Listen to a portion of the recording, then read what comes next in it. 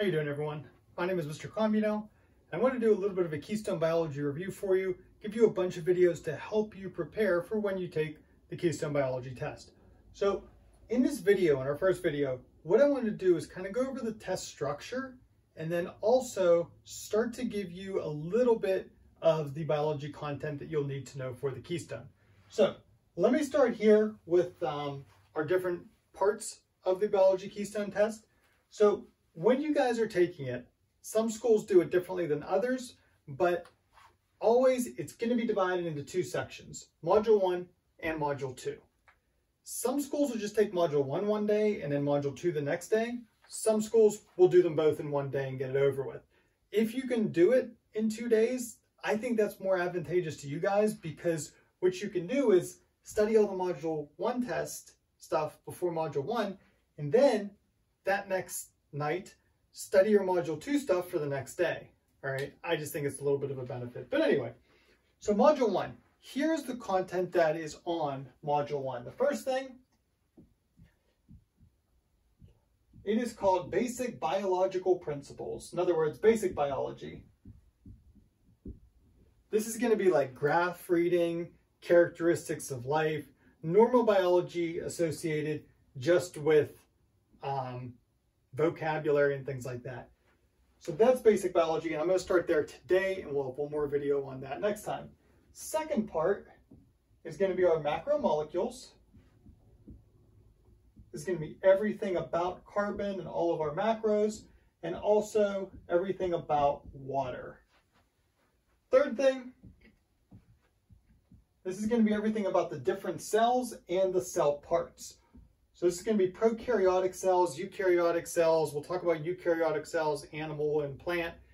But along with this, guys, when we are talking about cell parts, this is going to bring in the mitochondria and the chloroplast. For these two organelles, they are going to play a very big role with cell parts, because the mitochondria, this is where cellular respiration is going to happen. And the chloroplast, which is only in plant cells, this is where photosynthesis is going to happen. So we're going to need to go over those two things along with cell parts. So that's, I'm just going to abbreviate here, photo for photosynthesis and CR, cellular respiration. Okay. And then our last part of Module 1 is going to be our cell membrane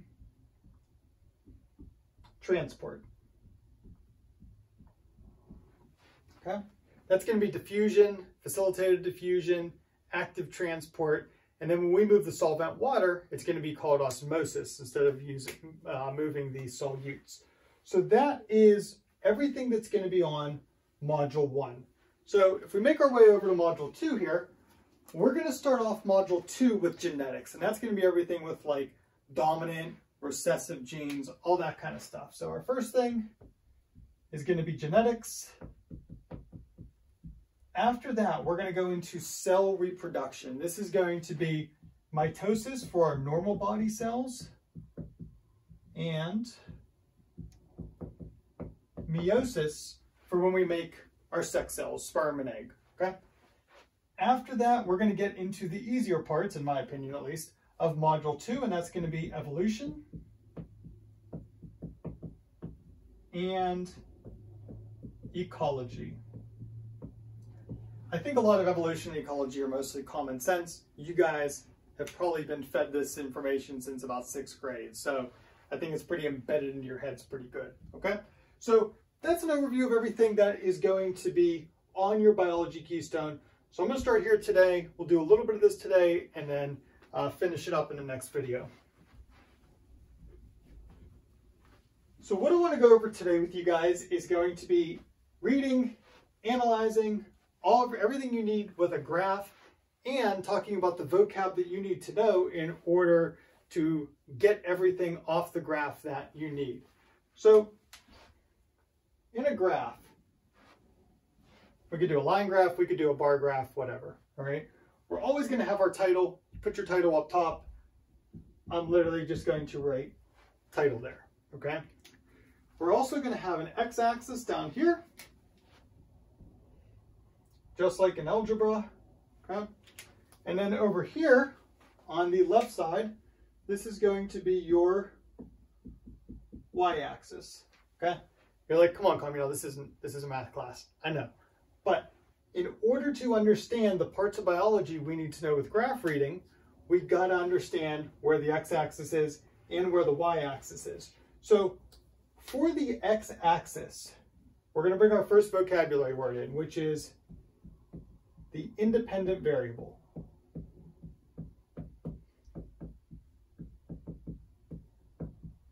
Now I can give you guys a basic definition of the independent variable, but if I give you a definition, I'm going to be honest with you, you don't learn it the way you need to learn it. I like to teach by example. So, y-axis, this is going to be our dependent variable. And like I said, let me give you an example of everything.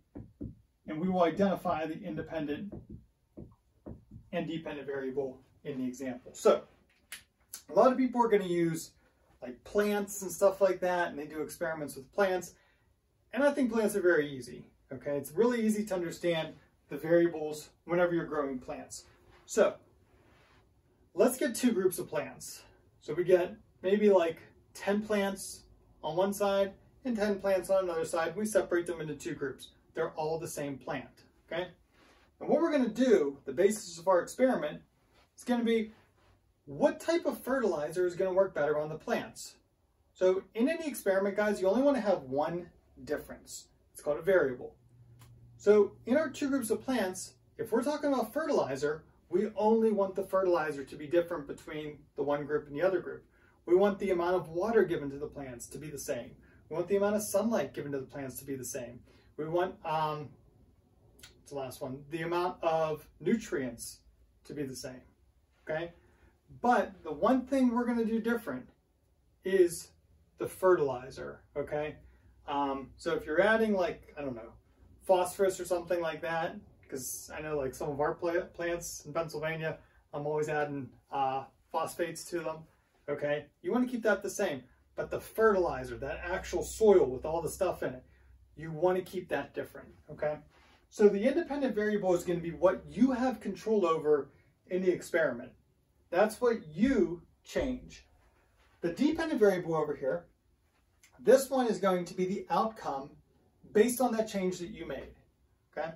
So in fertilizing, what we're going to be trying to figure out, guys, is, hey, does this fertilizer actually work?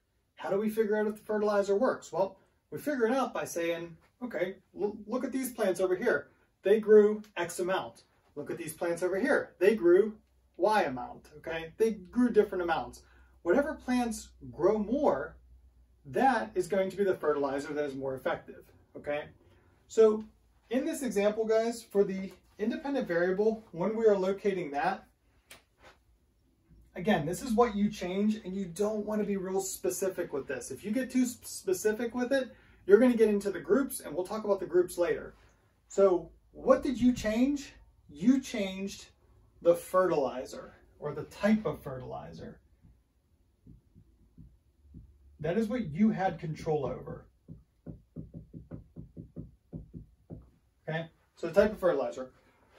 Let's say in this example, guys, we have this brand new, never used fertilizers they just created, and they said it's the best thing ever, but nobody ever tested it, okay? That's gonna be the basis for our experiment. We're gonna test this new fertilizer. That's one group. The other group, this is going to be an old fertilizer. People have been using it for 50 years. They know it works, okay? So those are your two groups. What is different between those two groups? The type of fertilizer. The dependent variable. This is going to be our plant growth. Now, when you are labeling your axes, your x-axis, which would be type of fertilizer, would go down here. Your plant growth on this side, okay, that's going to be your y-axis. That's the dependent variable. So independent variables always on the x-axis. Dependent variable, or the outcome, always going to be on the y-axis. When you are labeling your y-axis, you want to make sure that there's always some kind of unit measurement in that y-axis. So maybe for plant growth, we're talking about in this one, feet. Okay? If you don't have that, people aren't going to know what you're talking about for growth. Is he talking about feet, inches, centimeters, meters? Okay? 1 meter is a big difference than 1 foot. Okay, so you always want to make sure you are labeling some type of units down there. Okay. In this experiment, guys, I think this one would best be by a bar graph. Okay, so what we would do is we would have like new fertilizer here,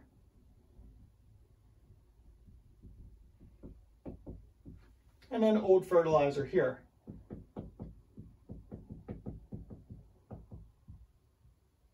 Okay. I'm not labeling my axes just to save time for you guys, but let's say the new fertilizer average plant growth was about right to there. Doesn't matter what it is, okay? That's how much they grew. Old fertilizer,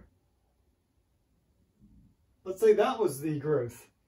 Well, our conclusion would be that new fertilizer didn't work too well, huh? The old fertilizer worked much better, so don't switch to the new because the old works just fine. All right, so that's independent, dependent variables right there, guys, okay? Now, using that same example, let me go over 3 more vocab words that we need to talk about with graphing and with experiments, okay? In any experiment, guys, we are going to have our independent and dependent variable. Again, we only want one thing changed. We only want one variable. That was the fertilizer in this one. Now, we are going to have some things that are kept the same throughout our experiment, through our 2 groups. So we have this group over here, we have this group over here, okay? New fertilizer, old fertilizer. We want some things to be kept the same so that we don't have more than one variable. So what was kept the same? Well, the amount of water we gave it was kept the same. The amount of carbon dioxide was kept the same. The amount of sunlight was kept the same.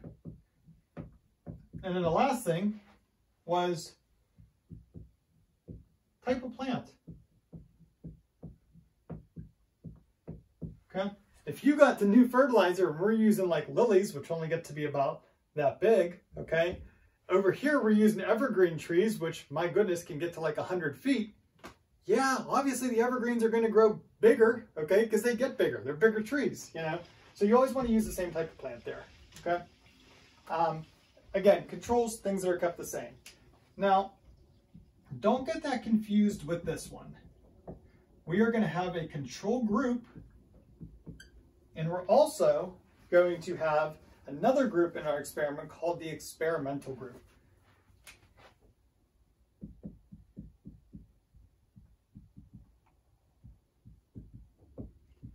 Now, our control group, this is where we are going to get specific. I told you before, don't get real specific with your independent variable because it's going to be wrong. We just said type of fertilizer and that was it. Control group, experimental group, this is where we get more specific. So the control group, this is going to be the group that we know the outcome of. So we had 2 fertilizers. We had the new fertilizer, we had the old fertilizer, okay? What group did we know the outcome of before the experiment even started? Well, we've been using this old fertilizer for 50 years, so that is going to be the plants with the old fertilizer. Okay? The experimental group, this is going to be the group that we do not know the outcome of. So the experimental group is the group that is the reason why we're doing the experiment. So the experimental group in this one would be our plants with the new fertilizer. We don't know if that new fertilizer is going to help the plants grow or not. So since we don't know, that's why it's considered the experimental group, okay? This is the reason for doing the experiment. We want to see if the new fertilizer is going to be better than the old-fashioned stuff. One more thing I want to mention about the control group here. Let's say hypothetically, we have all our plants in the control group using the old-fashioned fertilizer and they all die, okay? None of them grow. They all just wilt over and collapse and die and turn brown and disgusting and yuck. What does that tell us? Well, people have been using that old fertilizer for 50 years. that tells us, if our plants aren't growing with that old fertilizer, tells us something is wrong with our experiment or our experimental design to cause them plants to die. If that happens, what we have to do is remap our whole experiment and figure out what was wrong and retry it, okay? So those are your 5 vocab words that I want to go over with you for this one. Independent variable, dependent variable, controls, the control group, and then the experimental group. Next time, I'm going to go over the 8 characteristics of life with you guys. Have a good rest of your day.